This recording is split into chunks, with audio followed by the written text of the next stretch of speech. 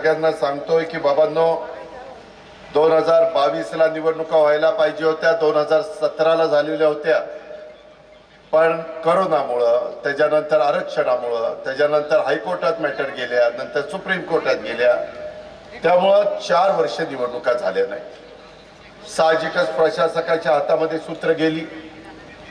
काही ठिकाणी प्रशासकांनी चांगलं काम केलं, काही बाबतीमध्ये प्रशासकाला एवढा मोठा त्या नगरपालिकेचा आवाका, महानगरपालिकेचा आवाका, नगरपंचायतीचा आवाका झेपला नाही। त्याच्यामुळे काही शहरांमध्ये बकालपणा आला आणि लोकांनी निवडून गेलेले प्रतिनिधी गेल्यानंतर ज्या पद्धतीनं लोकांच्या प्रश्नाची जाण असणारे माझे नगरसेवक, नगरसेविका किंवा नगराध्यक्ष तिथं जातात, त्यावेळेस लोकांचे प्रश्न सुटण्याच्या करता मदत होते। मी सगळीकडे फिरतोय। आज बीड मध्ये जरा सुरुवातीलाच आलोय, समारोपाच्याही सभेच्या निमित्तानं येणार आहे। त्याचं कारण मला या बीडचं पालकमंत्री पद दिलेलं आहे। महायुतीचं सरकार राज्यामध्ये, केंद्राच्या निवडणुकीमध्ये देशाचे पंतप्रधान नरेंद्र मोदी साहेबांच्या हातात देशाची सूत्र दिली गेली, राज्याची सूत्र आमच्या तिघांच्या हातामध्ये दिली गेली। परंतु आता स्थानिक स्वराज्य संस्थांच्या निवडणुका आहेत। माझ्या शहरामध्ये आणि गाव पातळीवर काम करणाऱ्या कार्यकर्त्याला संधी मिळाली पाहिजे, ह्याच्यातच कार्यकर्ता तयार होतो, ह्याच्यातच उद्याचा आमदार, खासदार, मंत्री, राज्यमंत्री, उपमुख्यमंत्री, मुख्यमंत्री बनतो।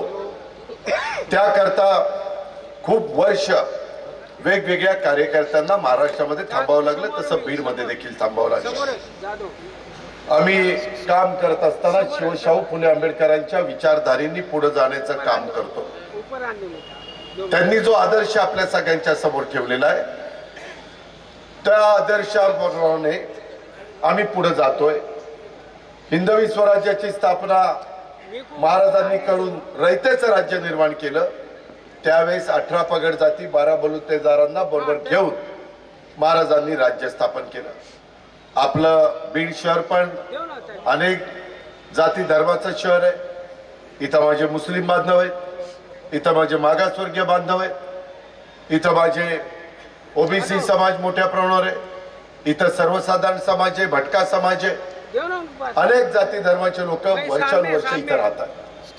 परंतु मित्रांनो, ज्या प्रकारे बीड शहराचा जिल्ह्याचं ठिकाण आहे, बीड शहर जिल्ह्याचं ठिकाण असताना अनेक वर्ष एका घराण्याची मक्तेदारी इथं होती आणि त्यांच्यापैकीच कुणी ना कुणी नगराध्यक्ष व्हायचं किंवा ते सांगतील तो नगराध्यक्ष व्हायचा। ठीक आहे, असं अनेक शहरात होतं। बारामतीमध्ये देखील गेले अनेक वर्ष मी म्हणेल तो नगराध्यक्ष होतो। मध्ये मी 8 या निवडणुकीमध्ये बिनविरोध जागा आमच्या नगर सेवकाच्या निवडून आलेल्या। वातावरण चांगलं आहे, पण कशामुळे? कारण बारामती तालुक्याचा, बारामती शहराचा विकास आम्ही केलेला आहे, तिथले प्रश्न सोडवलेले। तिथल्या व्यापाऱ्यांना फोन करून विचारा तिथं सुविधा कशा आहेत, तिथं वागणूक कशी मिळते, तिथं गुंडगिरी चालते का, तिथं दहशत कुणाची खपून घेतली जाते का, तिथं वेडेवाकडे प्रकार खपून घेतले जातात का, तिथली कायदा सुव्यवस्था कशी आहे, तिथं पाणी रोजच्या रोज मिळतं की नाही, तिथं अंडरग्राऊंड ड्रेनेज झालं की नाही, तिथं उद्यानं केलीत की नाही, तिथं क्रीडांगण केलीत की नाही, तिथं नाना पार्क केलं की नाही, मुलांना खेळायला वेगवेगळ्या प्रकारची खेळणी बसवलीत का, लोकांना सकाळी चालायला चांगल्या प्रकारच्या सुविधा दिल्यात का, ह्या सगळ्या गोष्टी आम्ही तिथं केलेल्या।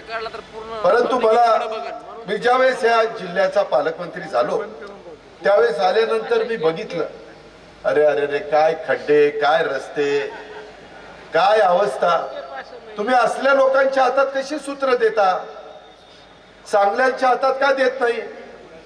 तुमच्या इथं मी सहज कार्यकर्त्यांना विचारलं, काही चांगल्या प्रकारचं उद्यान केलंय का? ते म्हणले आमच्या नदीमध्ये चमन केलंय, चमन, आणि तिथं गांजा उडत बसतात। म्हणजे काय कपाळ दिजा आयला ही अवस्था। अरे माझ्या इथं नदी येऊन बघा, करा नदी, आचार्य अत्रेंनी करेच्या काठावर जे पुस्तक लिहिलंय ते वाचा, ते करा नदी बघा, तिथली स्वच्छता बघा, तिथली झाडं बघा. इथं अजून अंडरग्राऊंड ड्रेनेज आहे, जिल्ह्याचं ठिकाण. इथं लाईटच्या तारा वरनं माझ्या इथनं जमिनीतनं अंडरग्राऊंड केबल टाकलेत, जाऊन बघा. मी खोटं नाही सांगत. अरे बीडकरांनो, आता तुम्हाला राग येऊ द्यात.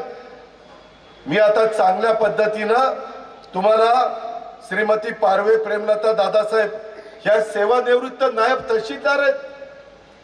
त्यांनी नायब तहसीलदार म्हणून काम केलंय. प्रशासन कसं चालवायचं त्यांना माहिती आहे. ती आपली लाडकी बहीण आहे. बाकीच्या लाडक्या बहिणी इथं बसल्यात, काही माझी पुरुष मंडळी इथं बसली, तिथे लाडक्या माझ्या बहिणी आहेत. हे बांधव तुमचा कारभार चांगला करतील. 53 लोक आहेत. उद्याच्याला काम नाही चांगलं केलं तर महिन्याला मी आढावा बैठक घेईन.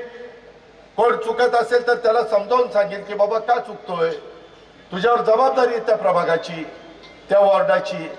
स्वच्छता झाली पाहिजे, रोजच्या रोज शहर झाडलं पाहिजे. अरे बीड शहर रोजच्या रोज झाडलंही जात नाही. मी आता विचारलं पाणी कधी येते, म्हणले दादा 8-10 दिवसांनी पाणी येते. अरे पट्टे, 15 दिवसाला पाणी, आणि असल्या लोकांच्या पाठीशी तुम्ही उभं राहता. ते इतके दिवस आमच्यात होते. मला विचारलं की बाबा ते एबी फॉर्म पाठवा. म्हणलं कशाला? म्हणले 53 लोक उभे करायचे, सगळे माझ्याकडे पाठवा. म्हणलं काय तुझ्या काकाच्या घरचं आहे काय? सगळे माझ्याकडे पाठवा. तू काय मालक झाला का? म्हणलं का पक्षाचा? त्याच्यामध्ये सगळे बसतील कार्यकर्ते, माझे मुस्लिम बांधव बसतील, माझ्या लाडक्या बहिणी बसतील, माझे तरुण तरुणी बसतील, माझे वडीलधारी बसतील, आणि ते सगळे ठरवतील ना. अशी एकट्याची मक्तेदारी नसते बाबा. मी पण माझ्या पक्षाचा राष्ट्रीय अध्यक्ष आहे, पण तरी उमेदवार ठरवताना खासदारकीचे, आमदारकीचे, नगरपालिकेचे, महानगरपालिकेचे आपण 4 लोकांना विचारतो. ज्यांचा राजकारणाशी संबंध नाही त्यांना विचारतो, बाबा ह्याचं बॅकग्राऊंड कसं आहे. शंका आली तर पोलिसांच्याकडनं रिपोर्ट घेतो, बाबा ह्याचा रिपोर्ट कसा आहे ती सांग. नाहीतर लोक म्हणायचे काय तोंड वर करून बोलतोय आणि कसले दिलेत उमेदवार. लोकांनी पण त्या उमेदवारांच्या बद्दल एक चांगल्या प्रकारची भावना त्यांच्या मनामध्ये निर्माण व्हायला पाहिजे. आज इथं अंडरग्राऊंड ड्रेनेज नाही, इथं जॉगिंग पार्क नाही. मला मगाशी आमच्या भगिनी ज्योतिताई सांगत होते की दादा इथं कधी महिला देखील नगराध्यक्ष झाल्या, परंतु महिलांना जाण्याच्या करता जर शहरात आल्या तर सार्वजनिक स्वच्छतागृह नाहीये. कुठं बसावं, काय करावं त्यांनी. आज महिलाही मोठ्या प्रमाणावर पुढे येतात. आज माझ्या 50% महिला म्हणजे 53 जे निवडून जाणार आहेत त्या 53 मध्ये जवळपास 27-28 महिला जाणार आहेत. त्यांचाही तेवढाच अधिकार आहे. त्यांनाही मान मिळाला पाहिजे, सन्मान मिळाला पाहिजे. त्या माझ्या लाडक्या बहिणी आहेत, त्यांना आम्ही समाजामध्ये प्रतिष्ठा प्राप्त करून देतोय. इथं मात्र काहीच नाही. इथली कामं किती घाणेरडी आहेत. दर्जेदार कामं झाली. इथं डॉक्टर बाबासाहेब आंबेडकरांचा पुतळा उभा केलाय, पाऊस आला की तिथं पाणी साठतंय. या असले तुम्ही युगपुरुष छत्रपती शिवाजी महाराज, घटनेचे शिल्पकार डॉक्टर बाबासाहेब आंबेडकर, महात्मा ज्योतिराव फुले, मौलाना आझाद हे महान विभूते जे होऊन गेले त्यांचा आदर्श डोळ्यासमोर ठेवणार की नाही? अण्णाभाऊ साठेंचा आदर्श डोळ्यासमोर ठेवणार की नाही? राजमाता जिजाऊ आहे, पुण्यश्लोक अहिल्यादेवी होळकर आहेत, क्रांतीज्योती सावित्रीबाई फुले, रमाई माता आहेत. त्यांचा आदर्श ठेवा ना. परंतु काही असलं इथं चालत नाही. इथं मात्र वेगळंच राजकारण, सगळं भ्रष्टाचारांनी पोखरलेलं. जाऊ तिथं खाऊ, इथला दंडा. कसा रस्ता तुमचा चांगला होणार रे बाबांनो? कसे तुमच्या डिवायडर मध्ये झाडं लागणार? आम्ही त्या पिंपरी चिंचवडचा कसा चेहरा मोहरा बदललाय. मी पहिल्यांदा तिथं केलंय, करून दाखवलंय, बारामतीमध्ये करून दाखवलंय. तेव्हा बीडकरांना आव्हान करायला आलोय, बीडकरांनो तुम्ही मी उभ्या केलेल्या या 53 उमेदवारांना निवडून द्या. मी तुमच्या बीडचा मागच्या 25-30 वर्षामध्ये जे काही वज वाटोळं केलंय ते मी टप्प्याटप्प्यामध्ये बदलून देईन. माझा हा दावा नाही मी जादूच्या कांडीसारखं एका दिवसात बदलीन. मी बदली टप्प्याटप्प्याने बदली. काही बाबतीत वेळ लागेल. तुम्ही पहा, तुम्ही मला त्या बाबतीमध्ये पालकमंत्री म्हणून संधी दिली. इतके वर्ष इतर लोकांनी संधी दिली. काय तुमचं नाट्यगृहाची अवस्था? नाट्यगृहामध्ये खुर्ची तिथं धड आहे का? तिथं बसायला जागा आहे का? नाटक बघायचं म्हटलं तर काय बघायला लागेल? त्याला आता 8.5 कोटी रुपयाचा निधी दिला का? तर माझ्या बीडकरांना चांगल्या प्रकारचे कार्यक्रम घेता आले पाहिजे, नाटक तिथं बघता आले पाहिजे. आम्ही कंकालेश्वर मंदिराच्या करता निधी दिला. एवढा त्या कंकालेश्वर मंदिराला एक वेगळ्या प्रकारचा इतिहास आहे. 800 वर्षापूर्वीचं मंदिर. इथल्या पुढाऱ्यांना लक्ष देता आलं नाही. त्यांचं काम नव्हतं, त्यांची जबाबदारी नव्हती. का नाही केलं? कुणी थांबवलं? त्याच्यामुळे पर्यटन वाढलं असतं. माझ्या बीड मधल्या लोकांना रोजगार मिळाला असता. वेगवेगळी दुकानं थाटता आली असती. परंतु तिथेही कुठल्याही परिस्थितीमध्ये त्यांनी काही मदत केलेली नाहीये. मित्रांनो, नुसतं एवढंच नाही, एकंदरीतच या बीडमध्ये काम करत असताना मी पाहिलंय की एकंदरीत इथं लोकांच्या मध्ये एकमेकाला फूट पाडून लढवायचं आणि यांनी मजा बघायची. असं नाही चालत. जातीय सलोखा ठेवून सर्वांगीण विकास करायचा असतो. नुसता विकास करायचा नसतो. प्रत्येक घटकाला वाटलं पाहिजे की खरोखरीच हे बोलतात तसा आमचाही विचार करताय, आमच्याही कच्च्या बच्चांचा विचार करताय. तशा पद्धतीनं आपल्याला सगळ्यांना पुढे जायचंय. मित्रांनो, तुम्ही मला सांगा, तुम्ही मला पालकमंत्री केल्यानंतर मी CIIIT एक महत्वाकांक्षी 200 कोटी रुपयाचा प्रकल्प हा इथं माझ्या बीडमध्ये आणलाय. त्याचं काम त्या ठिकाणी सुरू होत आहे. दरवर्षी 7,000 कुशल कामगार आपण बीडमधनं तयार करणार आहोत आणि ह्याच्यामध्ये त्यांना कुठं ना कुठं रोजगार मिळणार आहे, त्यांच्या हाताला काम मिळणार आहे. कारण ते कुशल कामगार आहेत. अकुशल कामगारांना काम मिळत नाही, म्हणून आम्ही कुशल कामगार करणार आहे. प्रत्येक जिल्ह्यामध्ये ते CIIIT आम्ही करतोय. आता आपल्या गडचिरोलीला केलेलं आहे, माझ्या पुण्यात काम चाललंय, आमच्या रत्नागिरीला काम चाललंय, ठाण्याला काम चाललंय, त्याच्यामध्ये नांदेडला मंजूर केलंय, संभाजीनगरला मंजूर केलंय, बीडला मंजूर केलंय. हे केलं पाहिजे. नुसती भाषणं करून किंवा पद घेऊन चालत नाही.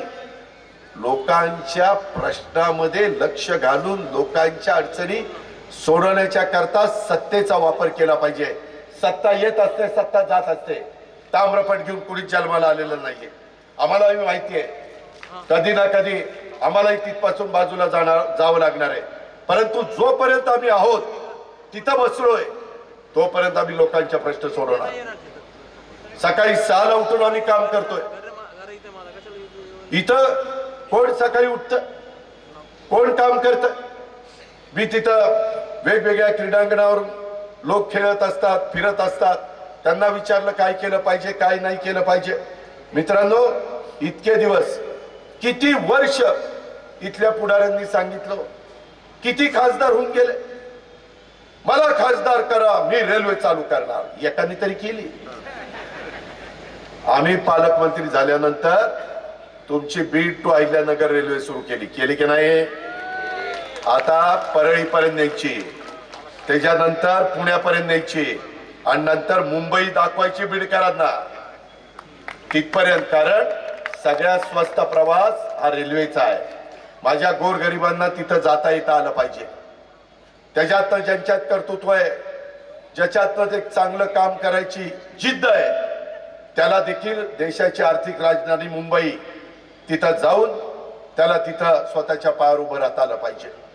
आज किती वर्ष आम्ही दुसऱ्याच्या कारखान्यावर जाऊन ऊस तोडायचा. इथल्या पुढाऱ्यांना वाटलं नाही अरे आपण इथलं पुढारपण करतोय आणि आपली लोक जाऊन 6-6 महिने दुसऱ्याच्या ठिकाणी जातायत आणि तिथं ऊस तोडतायत. काय त्या मुलांनी शिकावं, कुठल्या शाळेत जावं? त्यांच्याकरता आता मी हॉस्टेल बांधतोय. का तर त्यांना दर्जेदार शिक्षण मिळालं पाहिजे. त्यांचा हक्क आहे, त्यांचा अधिकार आहे. त्या पद्धतीनं आपण पुढे जातोय. मित्रांनो, कंकाळेश्वर मंदिराच्या परिसराचा जीर्णोद्धार आपण करतोय. तिथं पर्यटन वाढवण्याचा आमचा प्रयत्न आहे. अनेक वर्ष रेल्वेचं जे स्वप्न होतं ते आपण पूर्ण केलेलं आहे. ती आता आपण इलेक्ट्रिक रेल्वे करणार आहे. कारण फास्ट गेली पाहिजे. लोकांना आता वेळेचं महत्व कळलेलं आहे. उगीच एखाद्या ठिकाणी 3 तास 4 तास लागणार असतील तर ते 2 तासात गेलं पाहिजे. हे काम आपल्याला तिथं करायचं, ते आम्ही हातात घेतलेलं आहे. बीडमध्ये क्रीडा मैदान काय इथल्या पुढाऱ्यांनी केलं? ज्यांच्या हातात नगरपालिका 25-30 वर्ष होती, काय केलं? का नाही आमच्या इथं क्रीडांगण केलं? मुलांनी कुठं खेळावं, कुठं जावं? आता आम्ही त्याला 25 कोटी रुपयाचा निधी दिलेला आहे आणि क्रीडा क्षेत्रात अनेक नव्या संधी उभ्या राहतील. अशा पद्धतीनं माझ्या बीडच्या मुला मुलींच्या करता आम्ही व्यवस्था करतोय. रस्त्याची कामं आता सुरू केलेली आहे. काही तर सांगतात आम्हीच मंजूर केली. अरे कुठनं तू मंजूर केली आणि तुझ्या हातात काय होतं? देवळात वाजवायची घंटा होती का? उगीच काहीतरी सांगावं.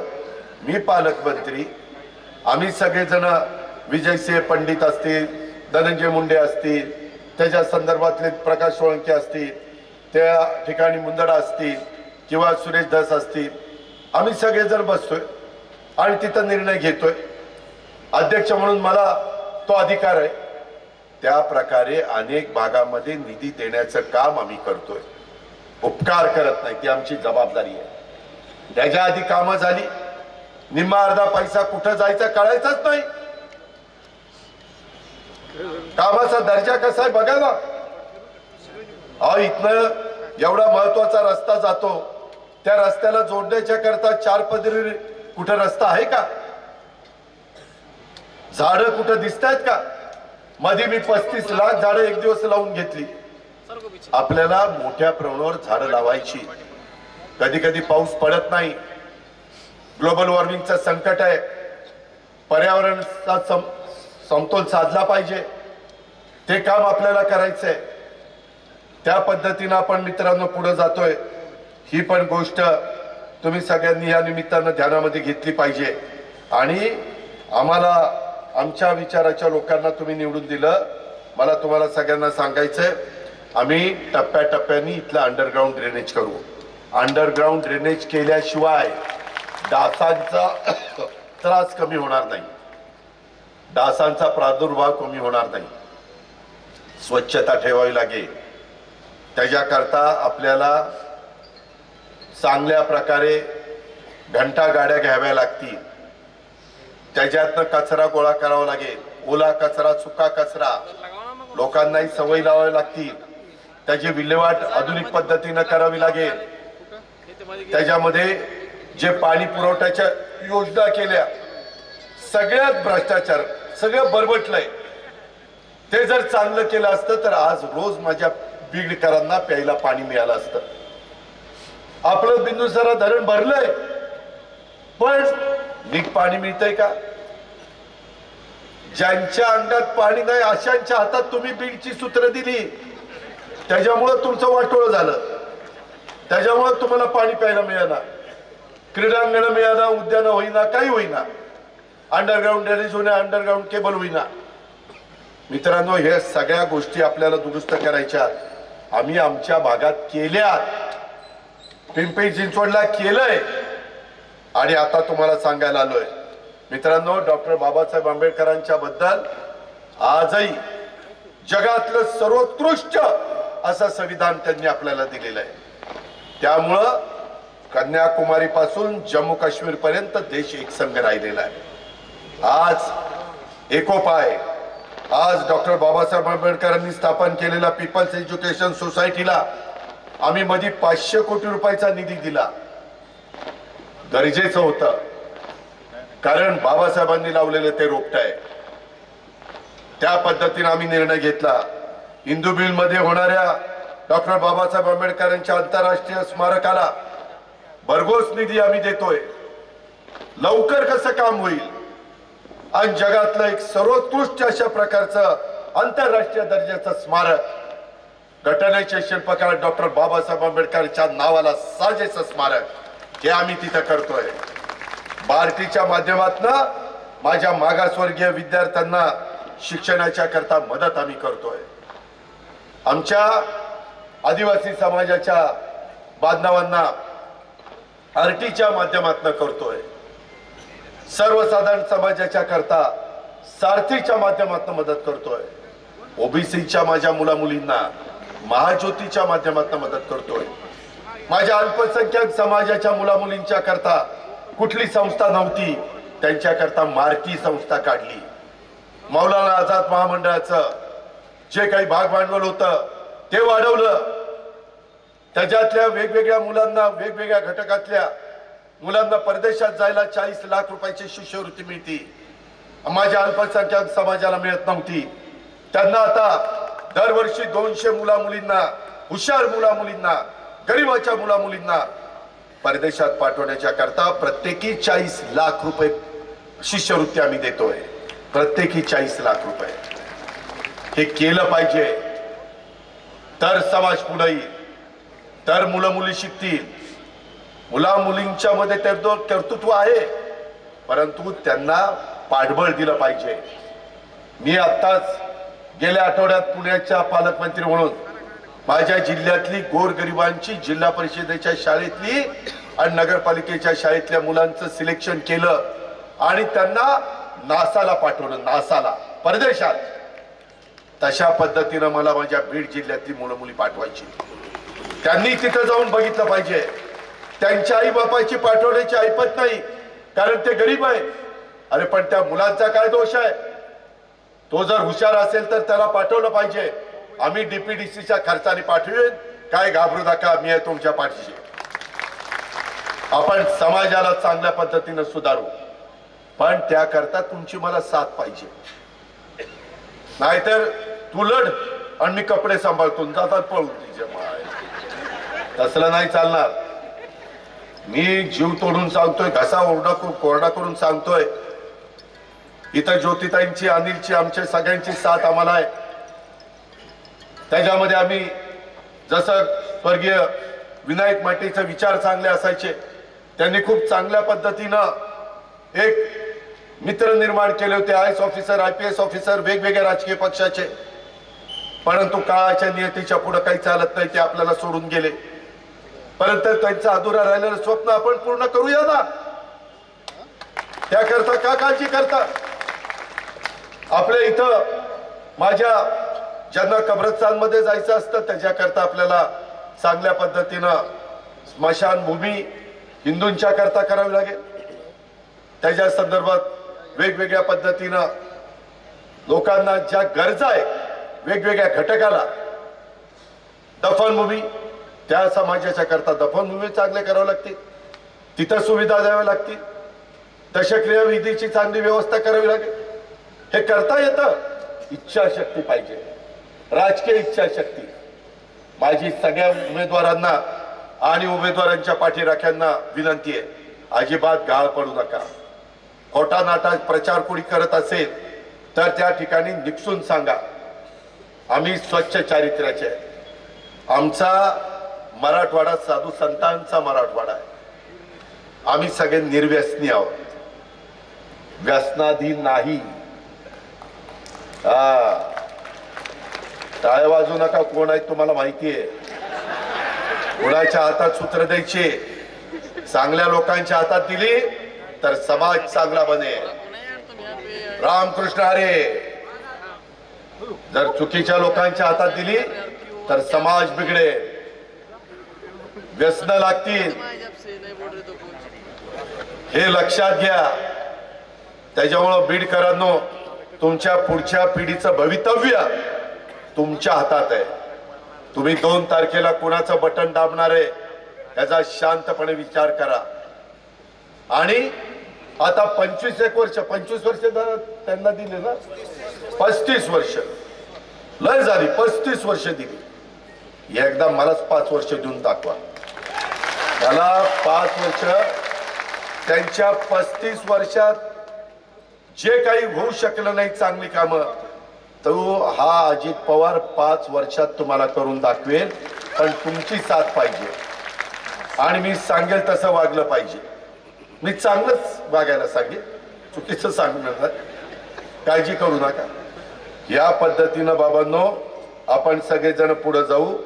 या निवडणुकीच्या निमित्तानं वेगवेगळ्या काही लोकांनी काही पण मागण्या केल्या. अशा कसल्याही मागण्या, रास्त मागण्या असतील, आम्ही तुमच्या पाठीशी आहे. योग्य सांगाल, आम्ही त्याच्याकरता जीवाचं रान करू, संपूर्ण ताकद तुमच्या पाठीशी उभी करू.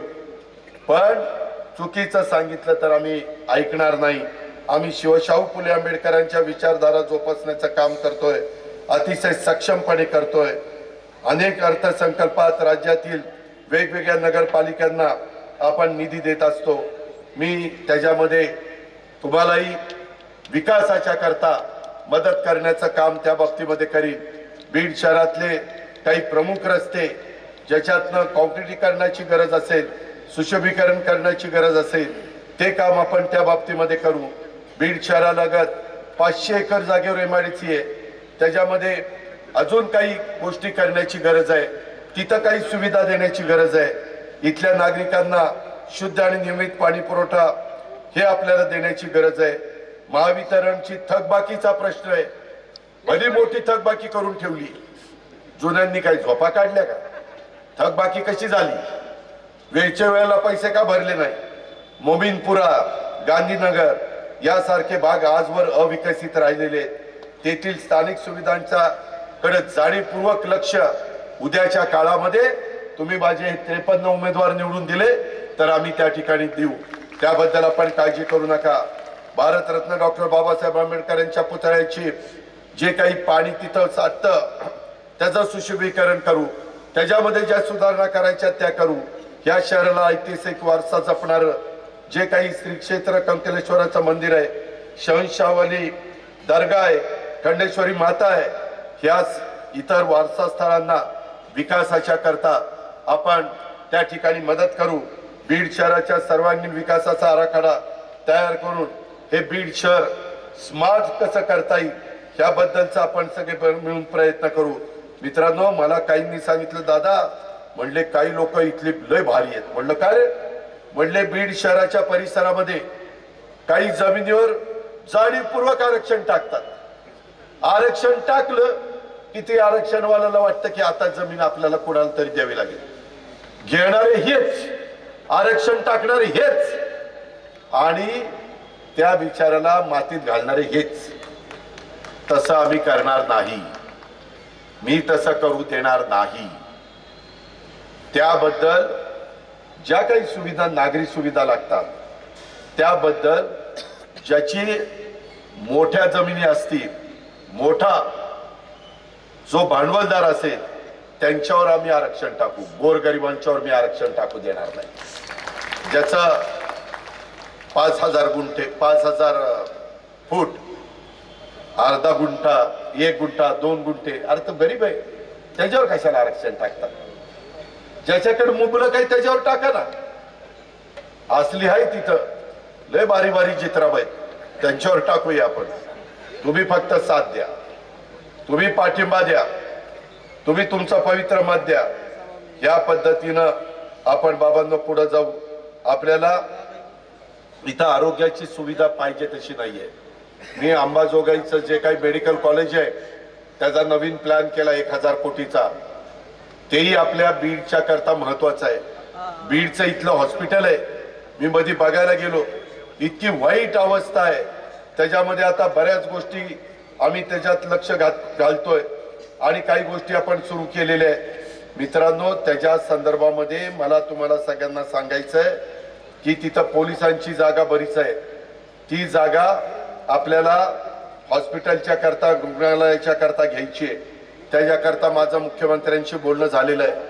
तिथं आपण चांगल्या प्रकारच्या सुविधा, माझं बीड मराठवाड्यातलं एक महत्वाचा जिल्हा आहे, इथं गोरगरीब समाज आहे, त्या समाजातल्या लोकांना पुण्या मुंबई सारख्या ठिकाणी जाऊन आरोग्याचे उपचार, आरोग्य सुविधा या मिळवून घेता येत नाही, अशा करता इथल्या गरिबांच्या करता इथं सगळ्या सुविधा देण्याचं काम हे आपल्याला त्या बाबतीमध्ये करायचं।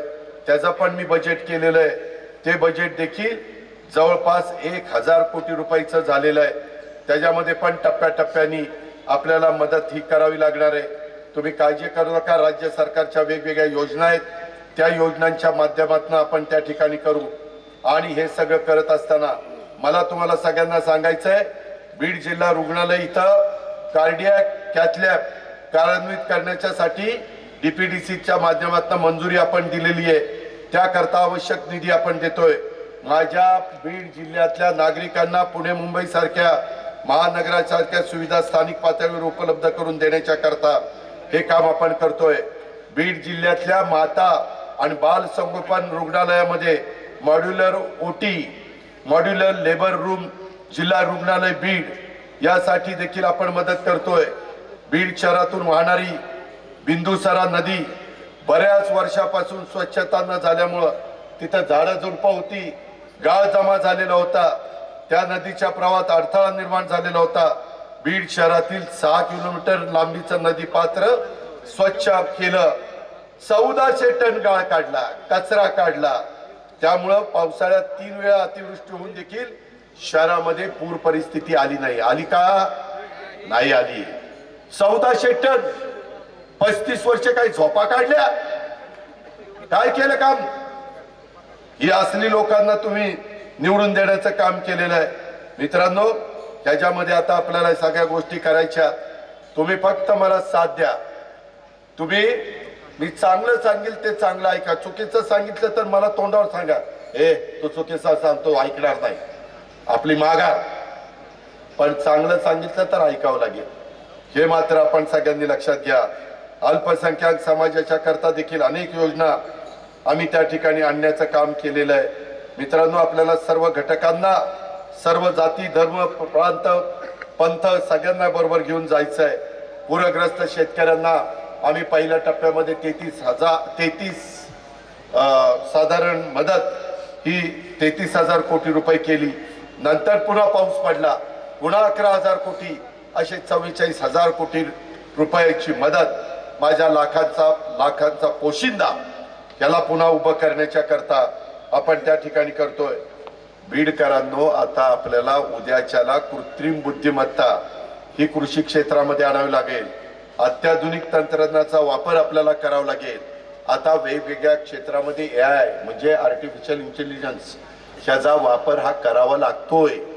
जगाने ते मान्य केलंय, महाराष्ट्र सरकारने मान्य केलंय, आपल्याला आपल्या मुलांना पण ते शिकवावं लागेल।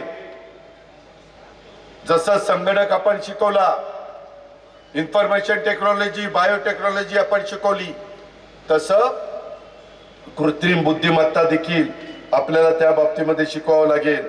आणि त्याच्यातून आपल्या बीडच्या माझ्या बांधवांना, माझ्या मुला मुलींना, नवीन पिढीला हे पुढे घेऊन जावं लागणार आहे। याबद्दलचा पण विचार आपण सगळ्यांनी केला पाहिजे, ते आम्ही करू। आपण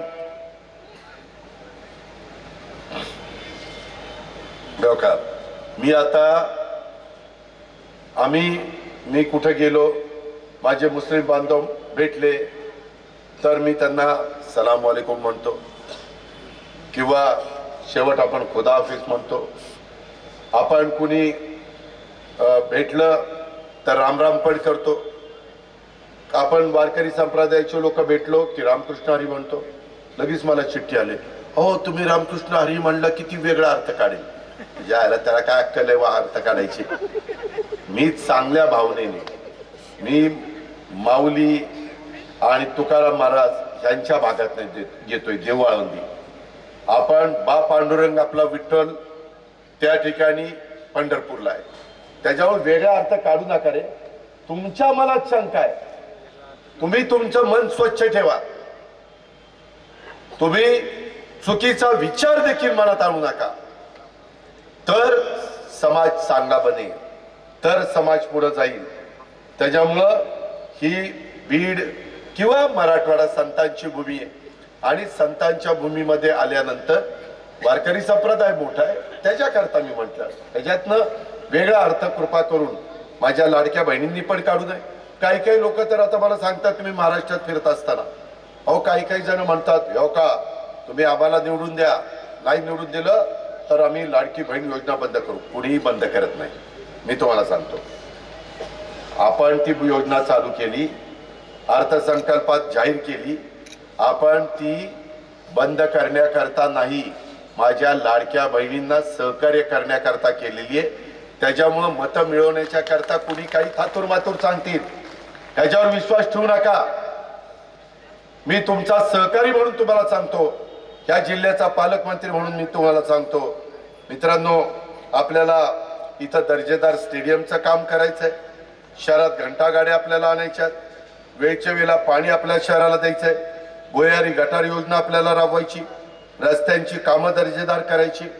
जिथं जागा मिळेल तिथं वृक्ष लागवड आपल्याला करायची. मुलांच्या करता उद्यानं उभी करायची. वयस्कर लोकांच्या करता नाना नानी पार्क. तुम्ही म्हणाल दादा एवढं तुम्ही कराल का? काही बाबतीमध्ये CSR मधनं देखील मी फंड आणीन ना. मोठ्या मोठ्या उद्योगपतींचा CSR असतो, तोही आपण आणू शकतो. ते आम्हाला शक्य आहे. तुमच्यामुळे आमच्या ओळखी वाढलेल्या. परवा मी बिहारला पाटण्याला गेलो होतो, शपथविधी नितीश कुमार साहेबांचा. सगळ्या देशातले अनेक मुख्यमंत्री उपमुख्यमंत्री आम्ही सगळे जमलो होतो. एकमेकाच्या ओळखी होता. त्याचा फायदा आपल्या बीडकरांना करून द्यायचा आहे. मित्रांनो, सुभाष रोडवर असलेले विजेचे खांब तेथील दुकानांची शोभा घालवत आहेत. त्याच्यामध्ये काही काही ठिकाणी रस्ते कॉन्क्रीट केलेत किंवा डांबरी केलेत आणि ते लाईटचा खांब मधीच आहे. ती कधी काढायचा? ती काढायला नको. काढायला डोकं लागतं. आता काहींना डोकीच नाही तर काय करू, अक्कलच नाही. त्याच्यामध्ये आपल्याला हे सगळं करायचं आहे. सुभाष रोडवर पार्किंगच्या अडचणीमुळे तिथे ट्रॅफिक निर्माण होतं, ते होऊ नये त्याच्याकरता जनावरांच्या दवाखान्याच्या इथं काही वेगळी पार्किंगची व्यवस्था करता येईल का? नवीन ज्या गोष्टी आता वेगवेगळ्या चांगल्या शहरामध्ये राबवल्या जातात, त्या कुठल्या गोष्टी माझ्या बीड शहरामध्ये राबवल्यानंतर माझ्या बीडकरांचा फायदा होणार आहे ते आपण करूया. स्टेडियम ते भाजी मंडईपर्यंत सुभाष रोडला जोडणारा रस्ता 30 वर्षापासून प्रलंबित आहे, तो आपल्याला करायचा आहे. 30 वर्ष रस्ते प्रलंबित राहतात. ह्या गोष्टी मित्रांनो आपल्याला सगळ्यांना करायच्या. म्हणून बीडकरांनो, आता काही काहींनी उमेदवारी देत असताना काहींना थांबावं लागलं, लगेच काही आमच्यावर नाराज झाले, लगेच निघून गेले, लगेच आम्हाला नाही मतदान करायचं असं नाहीये. शेवटी जनता जनार्दन सर्वस्व आहे. तुम्ही तुमचे मालक आहात. त्याच्यामुळं बीडकरांनो, ही एक चांगली संधी तुम्हाला चालून आलेली आहे. 35 वर्ष तुम्ही त्यांना संधी दिली. 5च वर्ष मला द्या, 5च वर्ष. मी 5 वर्षामध्ये आता द्यायचे का नाही ते तुमच्या हातात आहे, बीडकरांच्या हातात आहे. तुम्ही जर दिलं तर तुम्ही पण म्हणाल हा बोलला तसा वागला. आणि खरोखरीच मागच्या 35 वर्षाच्या कारकिर्दीमध्ये जे बीडकरांना मिळायला पाहिजे होतं ते दिलं गेलं नाही, ते उद्याच्या 5 वर्षामध्ये देण्याच्या करता हा अजित पवार जीवाचं रान करेल. आणि या 53 उमेदवारांना बरोबर घेऊन मी तुम्हाला त्या सगळ्या कामामध्ये, विकासाच्या कामामध्ये मदत करीन, अशा प्रकारचा शब्द या जाहीर सभेच्या निमित्तानं मी आपल्या सगळ्यांना देतो. आणि अल्पसंख्याक समाजाच्या करता देखील बऱ्याच गोष्टी मी केलेल्या आहेत, परंतु त्या बाकीच्या गोष्टी केलेल्या पुढच्या वेळेस मी सांगतो. बीड शहरामध्ये हे IIITचं सेंटरची उभारणी, बीड शहराच्या ऐतिहासिक कंकालेश्वर मंदिराचे सुशोभीकरण, बीड शहराच्या साठी रसिकांच्या करता यशवंतराव चव्हाण नाट्यगृहाची दुरुस्ती, मगाशी ताईंनी ज्योतिताईंनी उल्लेख केला, सहकार भवनची चांगली प्लॅन तयार केलेला आहे, त्याचं काम आता सुरू करायचंय. शहराच्या अंतर्गत रस्त्याचं काम सुरू करायचंय. बीड शहराला अद्यावत अशा प्रकारचं क्रीडा संकुल आपल्याला द्यायचंय. ह्या सगळ्या गोष्टी आपल्याला करायच्यात. त्याच्याकरता आपल्याला एकमेकाला मदत करण्याशिवाय गत्यंतर नाही. आणि म्हणून बीड नगर परिषद सार्वत्रिक निवडणुकीमध्ये राष्ट्रवादी काँग्रेस पक्ष, शिवसेना शिंदे गट आणि शिवसंग्राम ह्या सगळ्या मित्र पक्षांच्या नगराध्यक्ष पदाचे अधिकृत उमेदवार श्रीमती प्रेमलाताई प्रेमलताताई दादासाहेब पारवे यांच्याच घड्याळाच्या चित्राच्या शेजारचं बटन दाबण्याचं काम तुम्ही करा आणि त्याच्यामध्ये त्या 52 लोकांच्या खुणा काय बरोबर ना? आता या 52 उमेदवार जे आहेत त्यांच्या खुणा घड्याळ आणि काही ठिकाणी आमच्या शिवसेनेचं धनुष्यबाण ह्या आपल्या खुणा आहेत. तेवढ्या लक्षात ठेवा. हे सगळे उमेदवार माझ्या मार्गदर्शनाखाली नेतृत्वाखाली ज्योतिताईंच्या अनिलच्या माझ्या राष्ट्रवादीच्या जीवाभावाच्या सहकार्यांच्या मदतीनं निश्चितपणे बीड शहराचा चेहरा मोहरा बदलण्याचं काम आम्ही करू हा शब्द मी तुम्हाला देतो आणि या ठिकाणी थांबतो. जय हिंद, जय महाराष्ट्र, जय भीम, खुदा हाफिज.